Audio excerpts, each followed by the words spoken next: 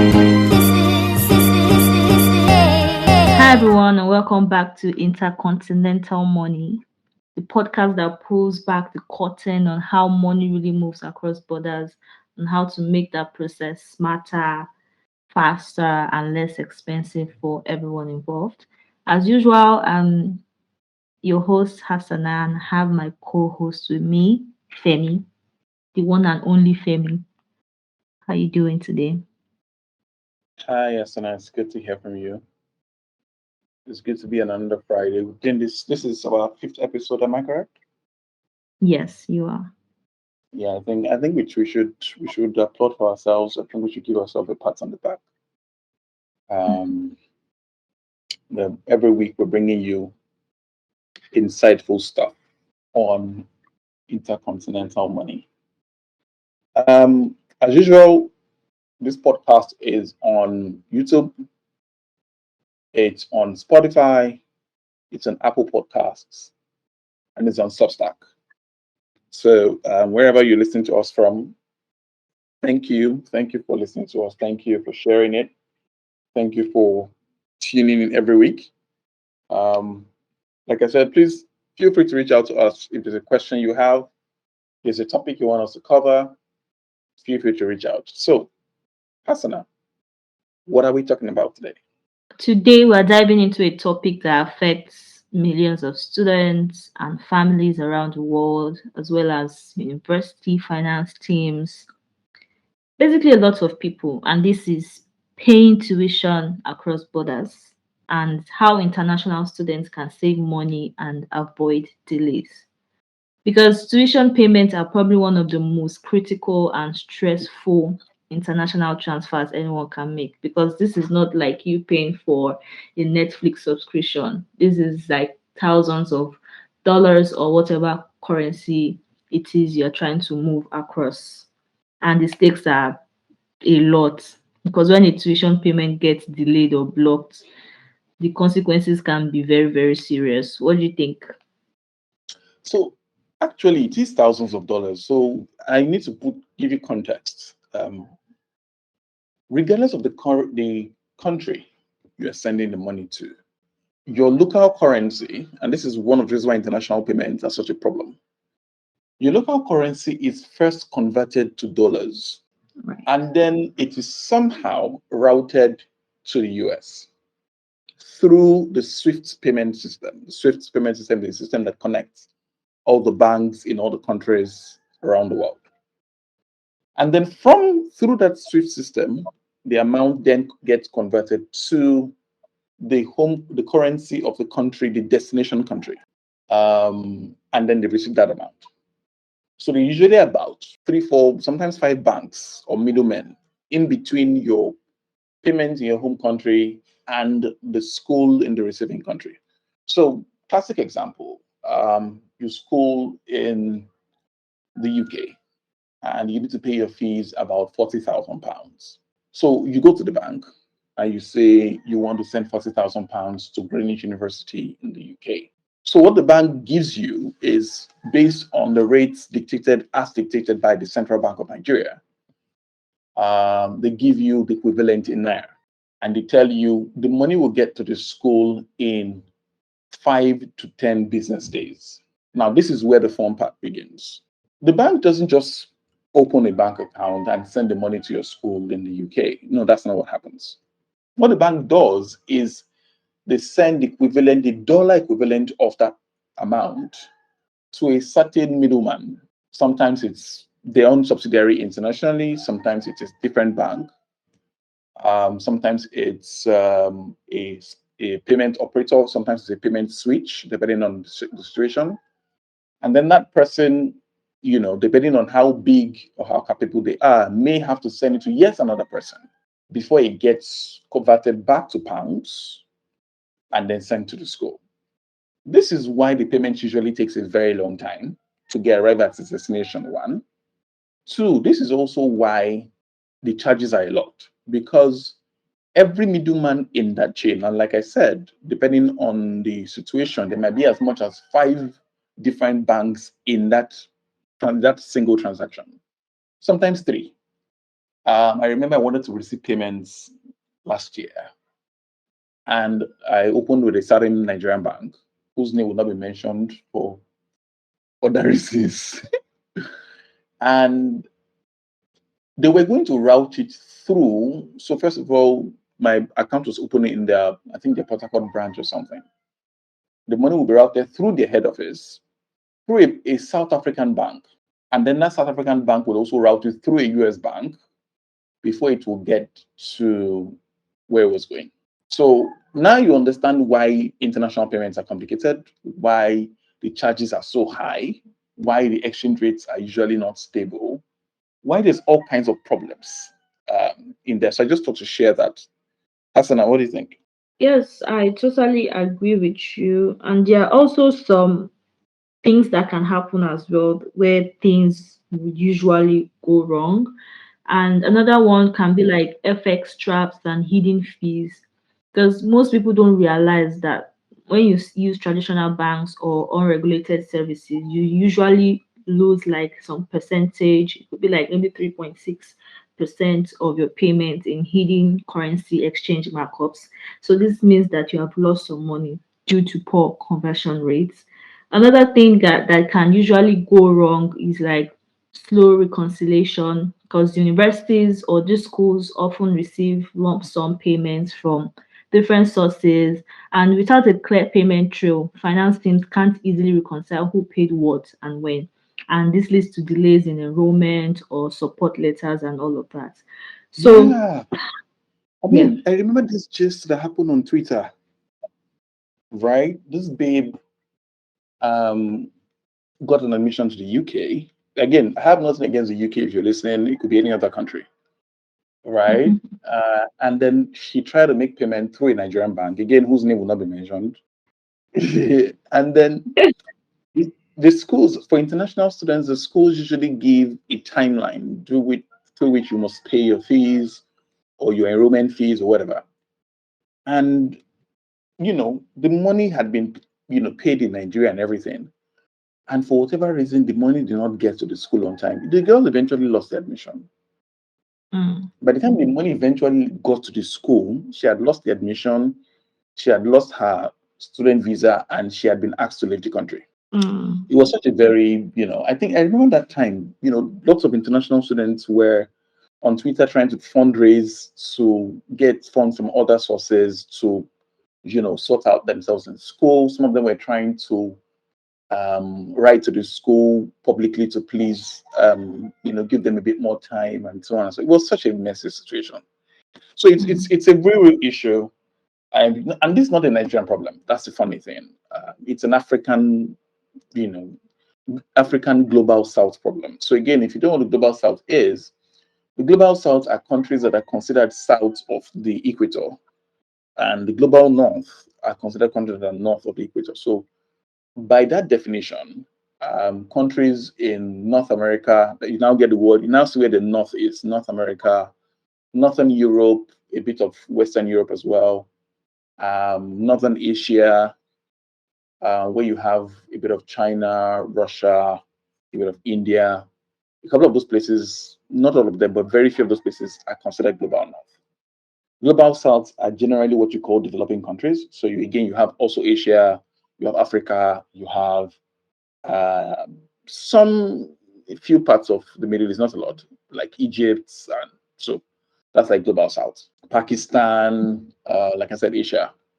So that's so when you're sending money from the global South to the global North is always a problem, and this affects countries, international students from the global South. They always have these problems.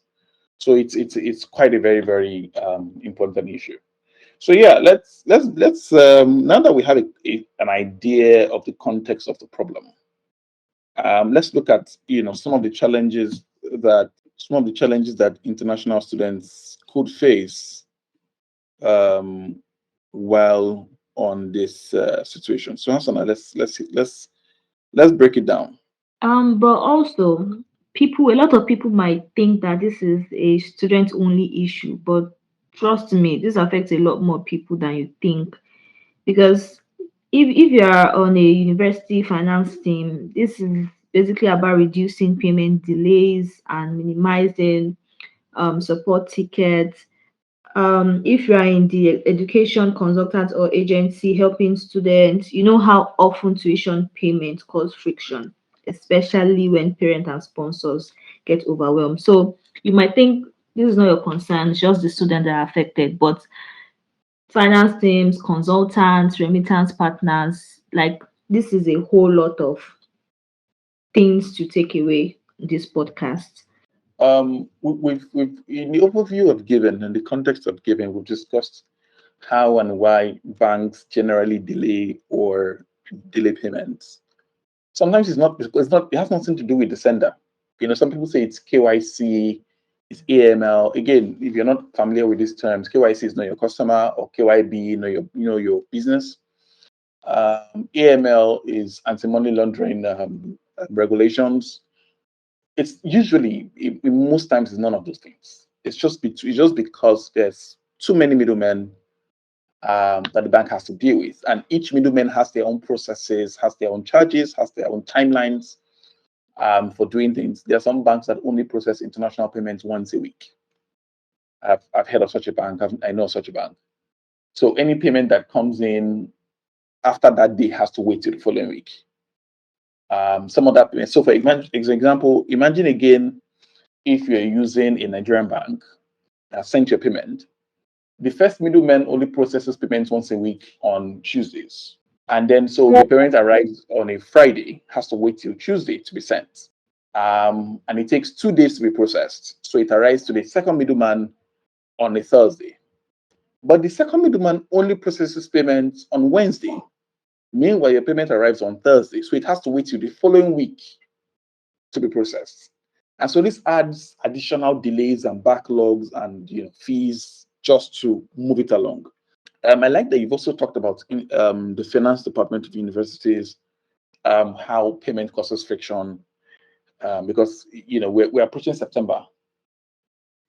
This is we're currently in May, and in September, a lot of international students will either be resuming, going back to school, or new students will be resuming.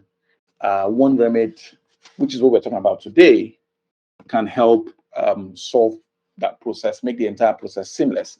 But first of all, Hassana, do you want to tell us what one remit is? So one remit is a platform that helps with cross-border payments.